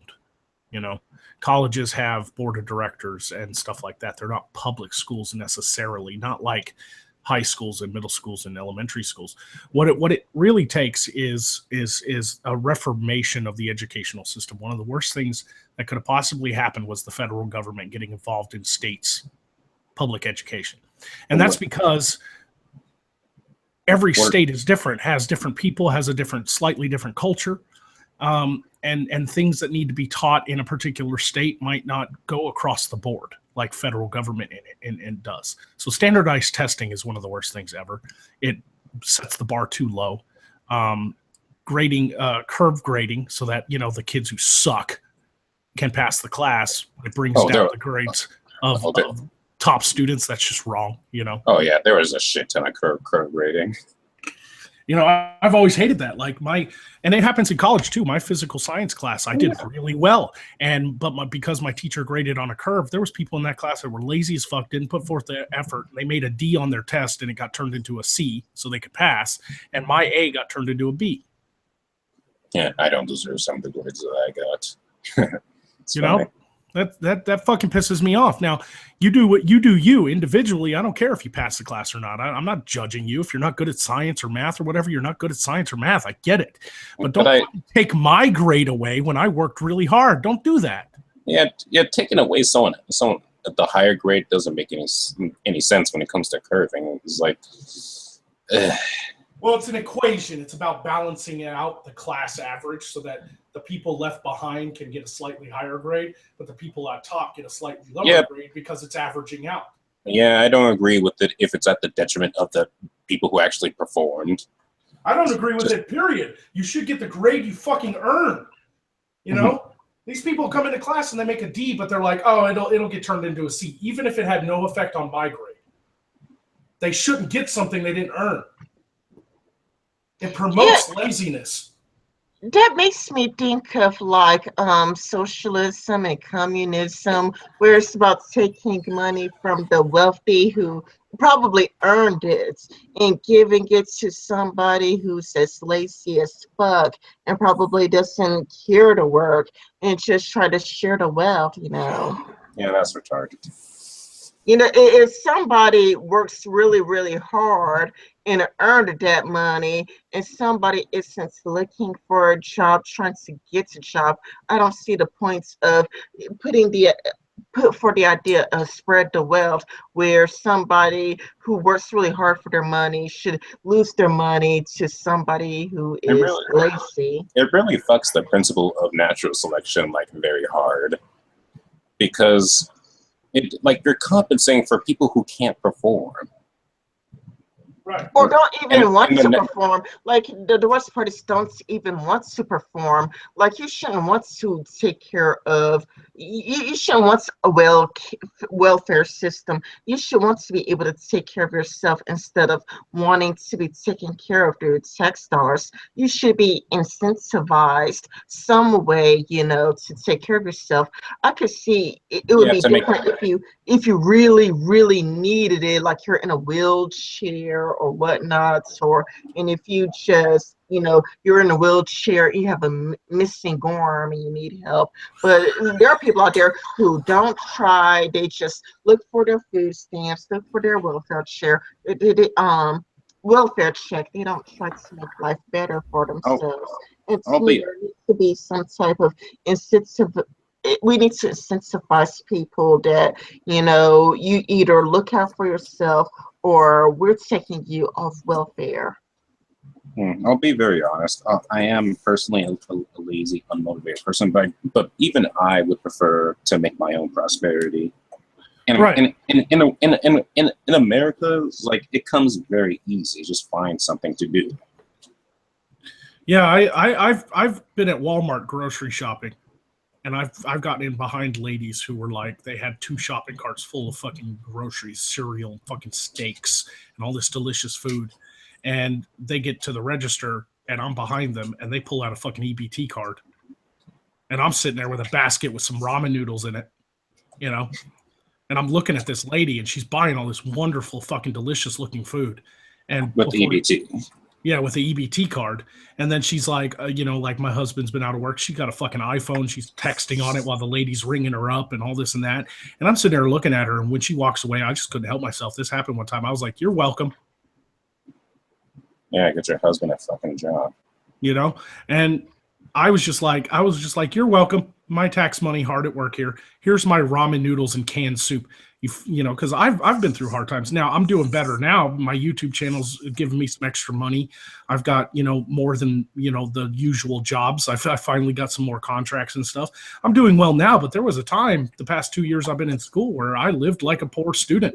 Like there was times where I had to get a damn credit card just to buy gas, you know? Damn. But I'd rather pay off my own debts and work for a living. You know, I'd rather do my own thing. And because I feel like that, gets you a sense of pride. And that's what's not being taught, that there is a sense of pride in working. And there's a sense of pride in having a job. Well, the thing about having a job is the reward is like almost instant versus school, which is investment based. Sure. Because with education, you're investing in the higher education, like with college and schools, like you're investing in a diploma or a degree, which comes down the line, like very far down the line, further than the immediate perspective that normal people would actually have. Versus work, you get paid like every other week. Right. You get what you earn right then and there. But school doesn't have that type of reward system. No, and it's the worst kind of debt. In our country, student loans are the only things you can't claim on taxes, and you can't default on. You can't default on a student loan. You can't file bankruptcy because of a student loan. You have to pay it off. So if you have $100,000 in debt from student loans, and you get out of college and you're not making the money, you're going to be in debt the rest of your fucking life. If you get more than 10,000 in loans, then shit, you're fucked. Nobody. Yeah. Like, no one should have over $10,000 in debt. Yeah, no, I agree. Sorry, go ahead. We could give away houses and people wouldn't have mortgages, and America would prosper. Mm-hmm. But that would kill the housing market, obviously. But, with all the foreclosed homes in this country, you could literally, like, give every homeless person a home. Well, I know. It would fucking hurt. Well, what if we give homeless people a home, but they have to take care of it and they have to leave if a person who could afford it, were to, want to be there. See, you could be at home, but you got to take care of it.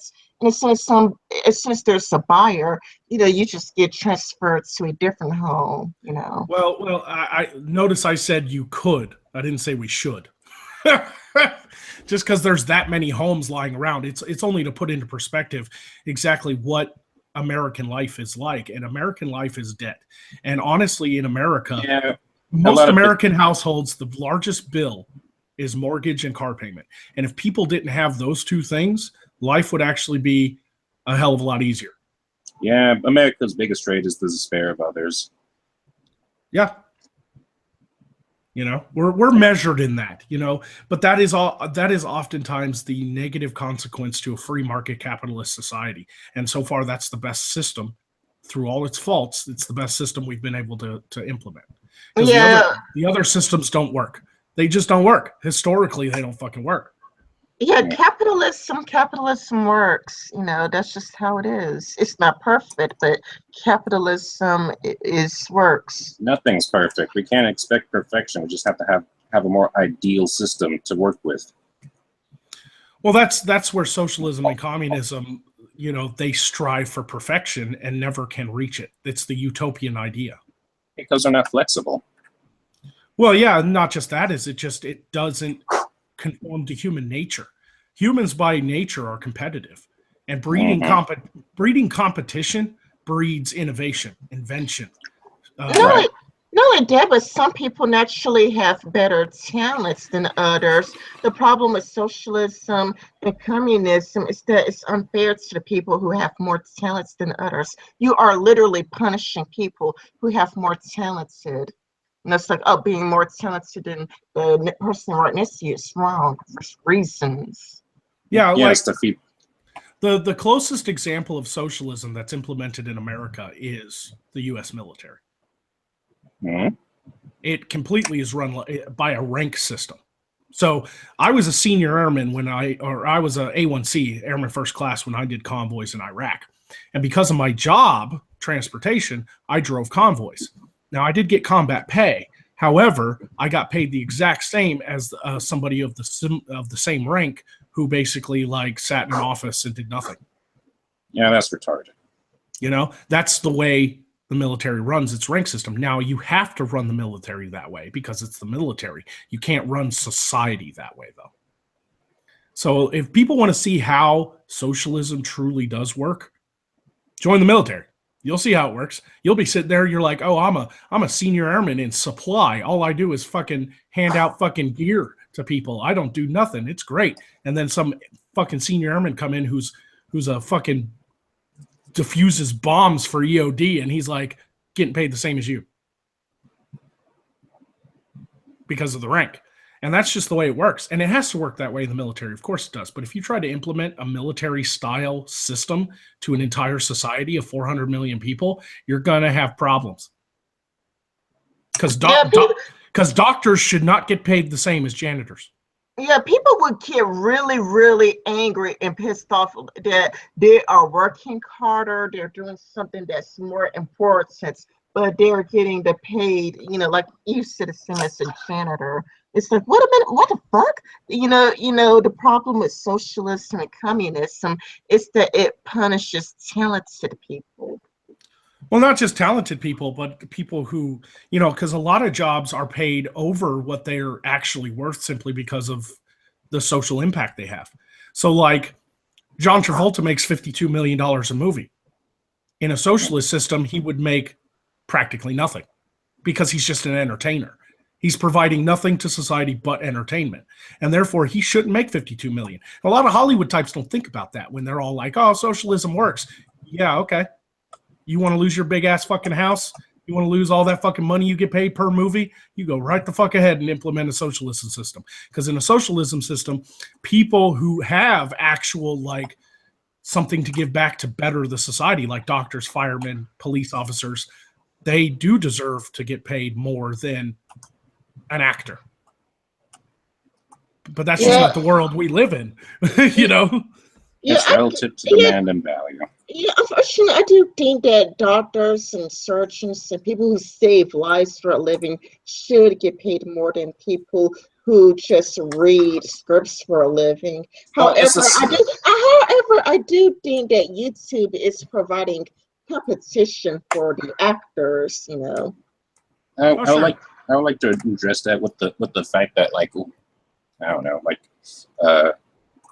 Coke, sodas and whatnot, the difference between their prices and the price of like water, shit you actually need, junk food, like shit you don't need is cheaper than the shit you need. So there is a bit of a prioritization system there. Right. By the way, do you think that eventually YouTubers would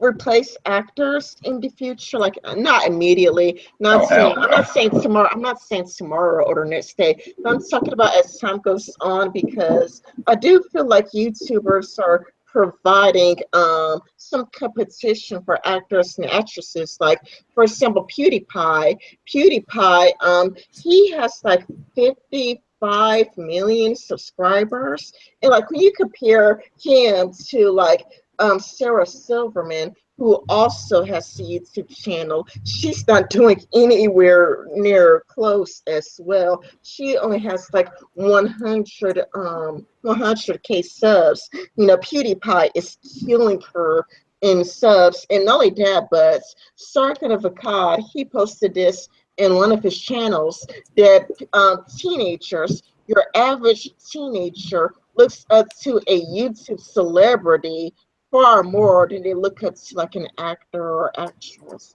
Which but one of these things is not like the other. It's like comparing checkers and chess.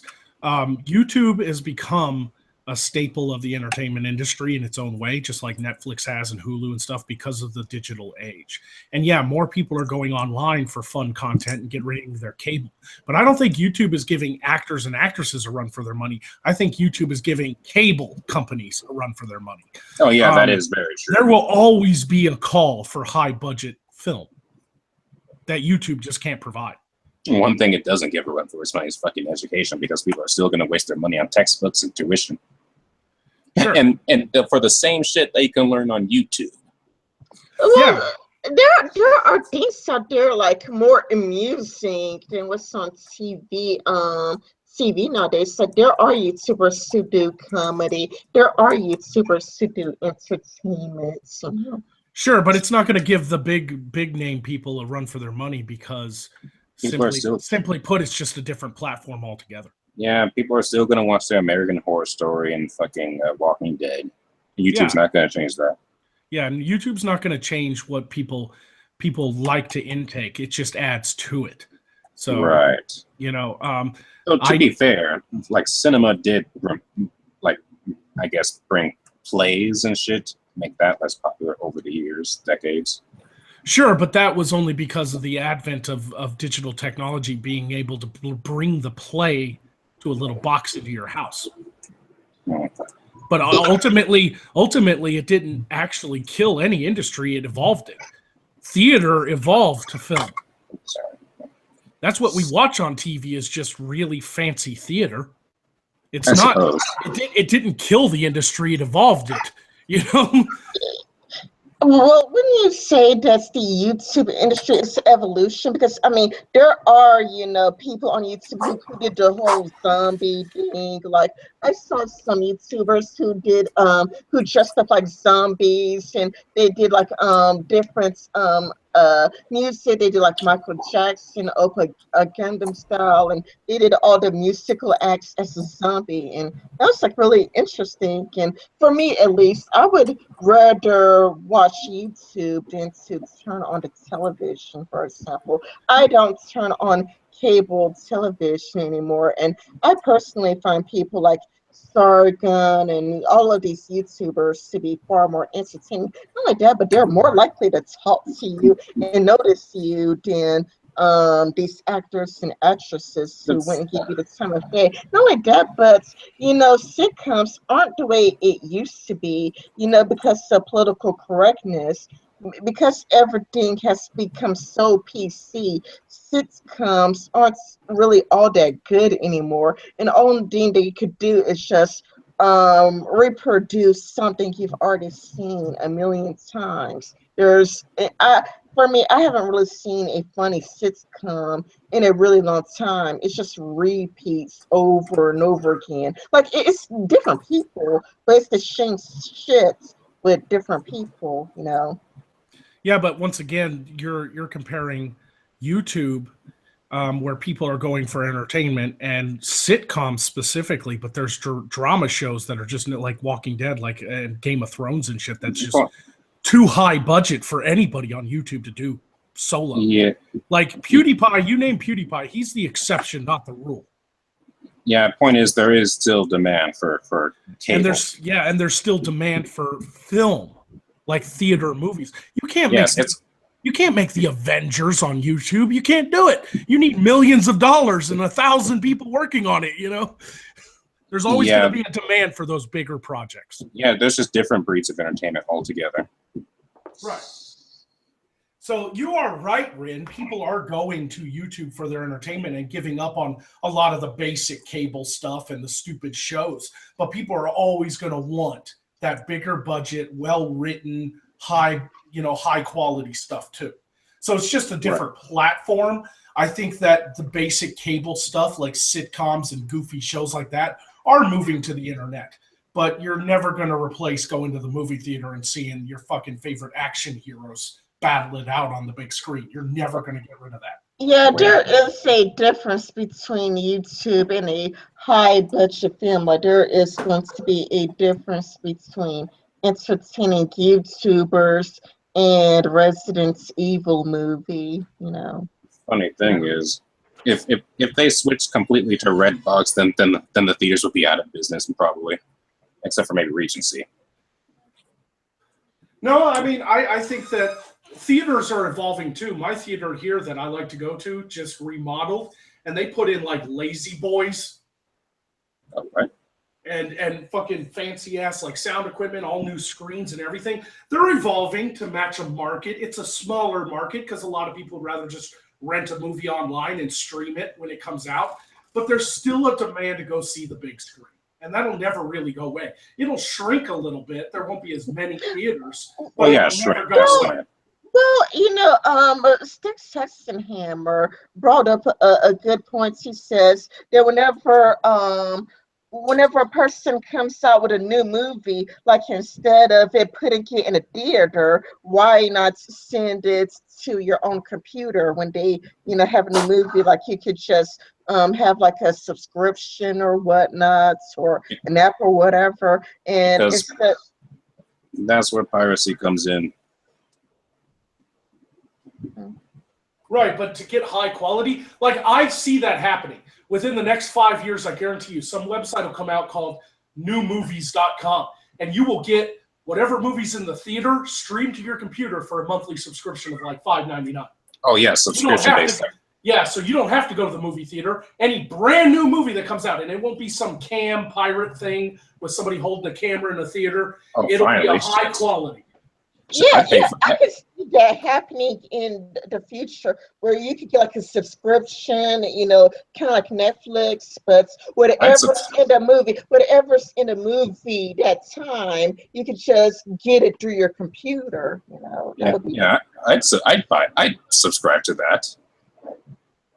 Yeah, but like if Netflix doesn't get it soon, then they're gonna have a competitor probably.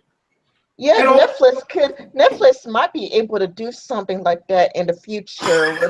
Where whatever is in the movies right now could be part of your Netflix subscription.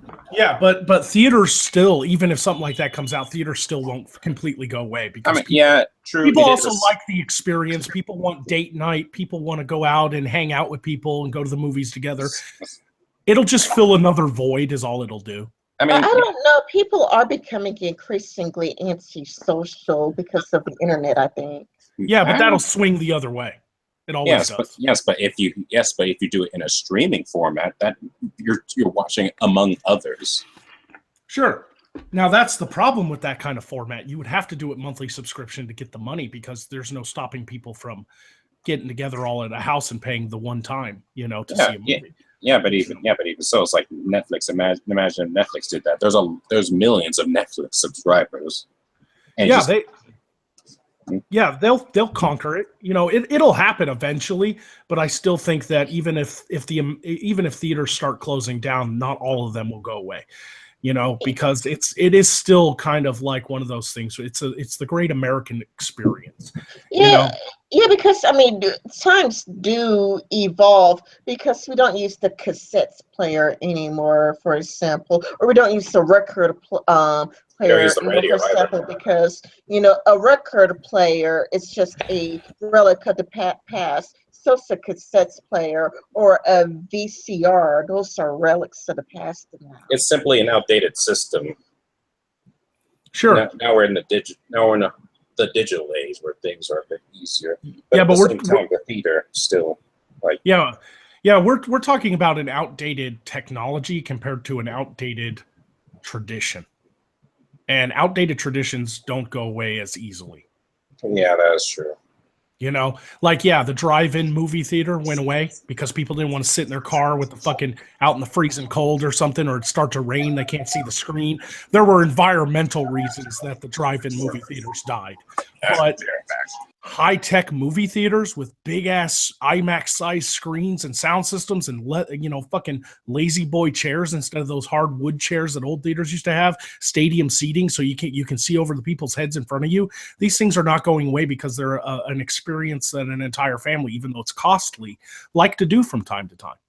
It's like baseball. Baseball's died down with the amount of fans that it has and the amount of people buying tickets, but it's never going to go away. It's a staple of Americana.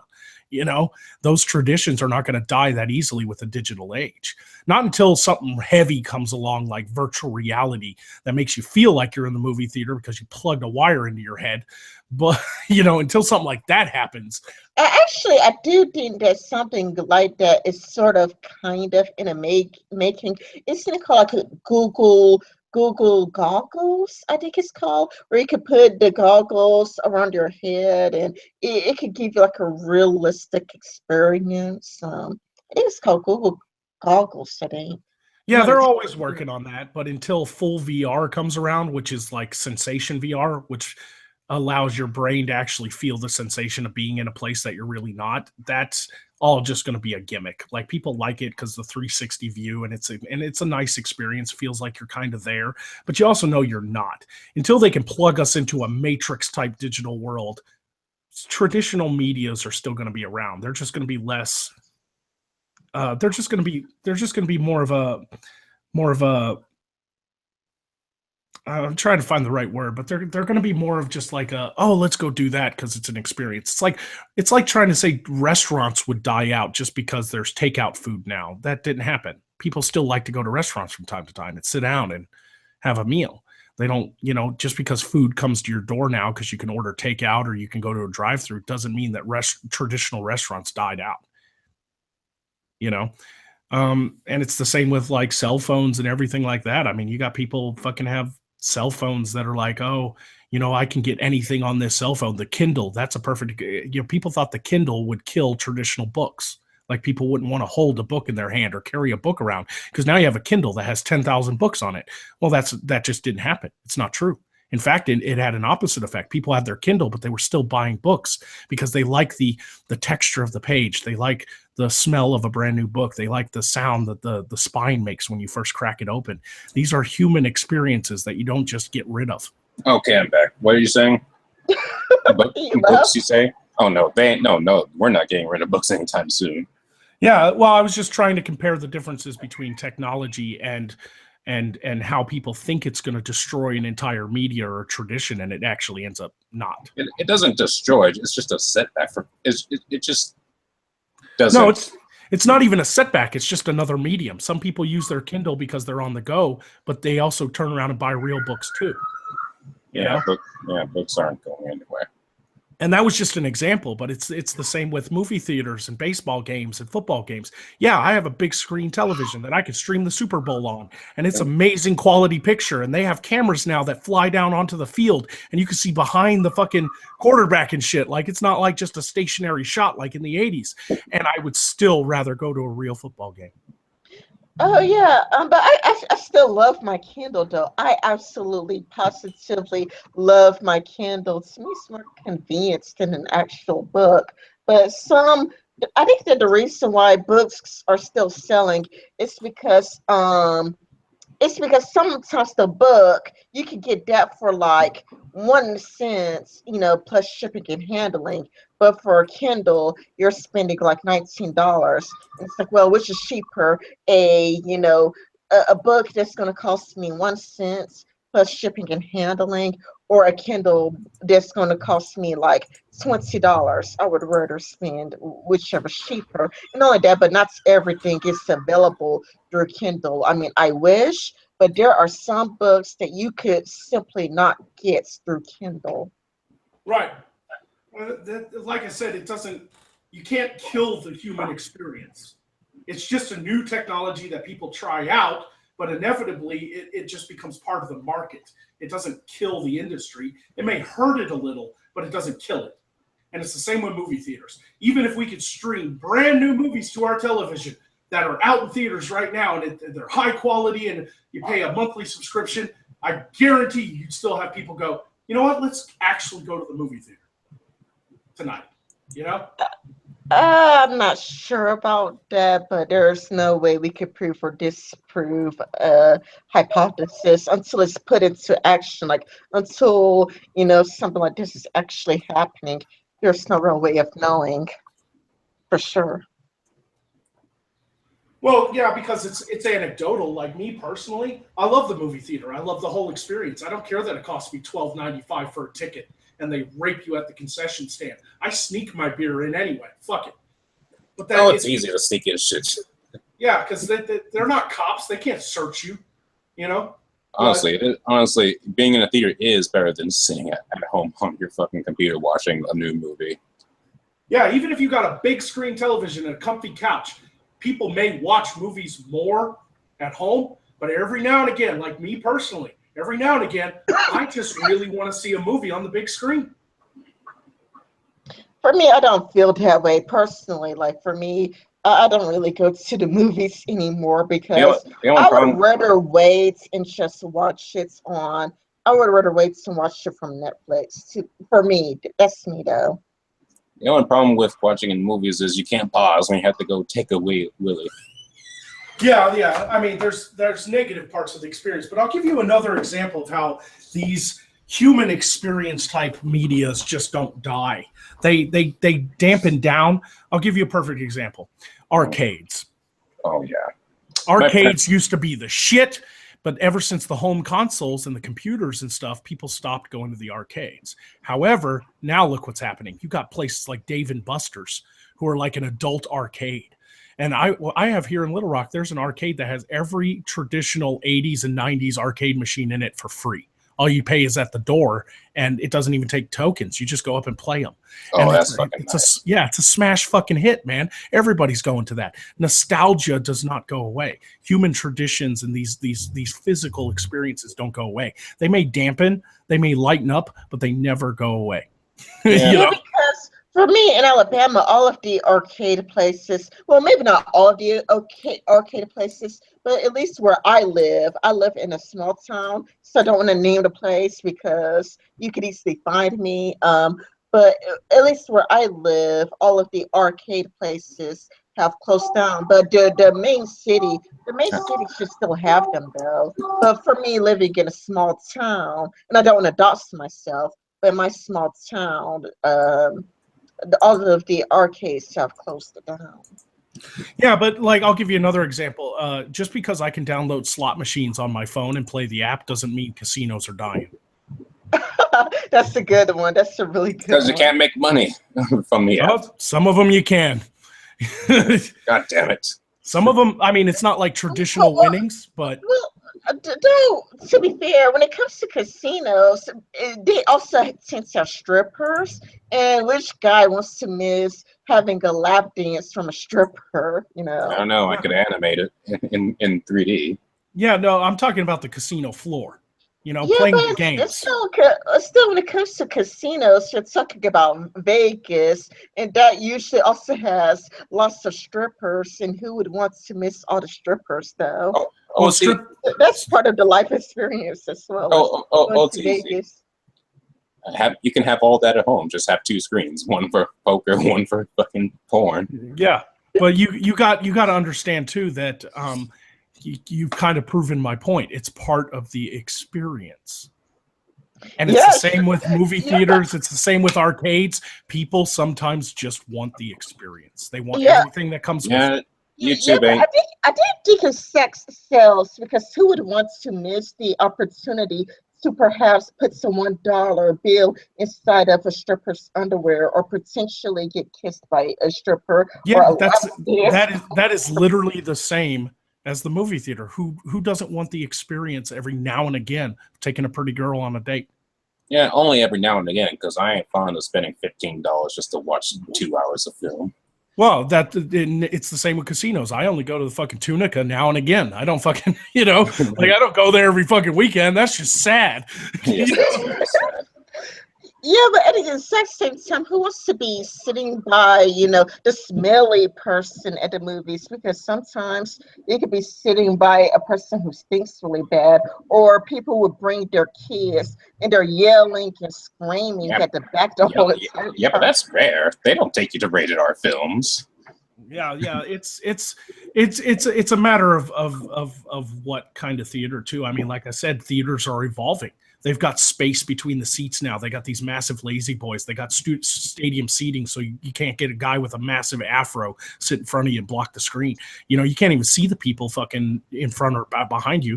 The theater that just got remodeled that I like to go to now has walls between the seats. It's fucking amazing. It's fucking amazing. I fucking love it. I couldn't hear anybody. Can the malls contract?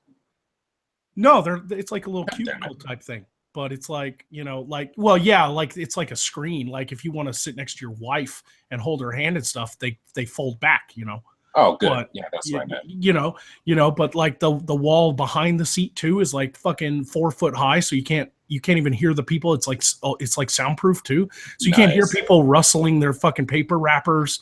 Yeah, you're still gonna get kids now and again and stuff, but it just depends on what movie you go to. I went and saw once they remodeled it, I just went and saw Guardians of the Galaxy 2, and I had no problem whatsoever. It was an amazing experience. Brand new screen, brand new sound, brand new seats. It was wonderful. If a torrenter can cam a movie without children, then so can you.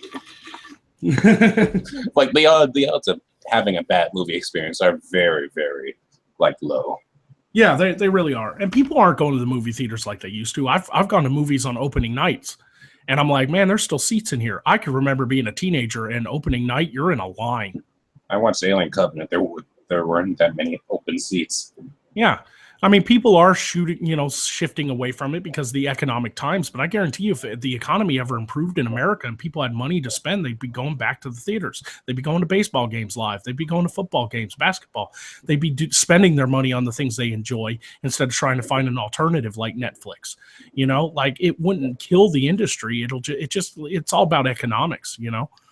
People like experiences. You can't take that away. You can VR a roller coaster, but it's not gonna replace getting on that roller coaster yourself. Oh, hell no. VR can't take away that. Can't. No. But anyway, it is now 5:00 here my time, so I think I've got to go to work here soon, and so I think this is probably a good time to end the screen. Okay, so even though you're much bigger than me, do you still want to shout out your channel? No, everybody knows who I am.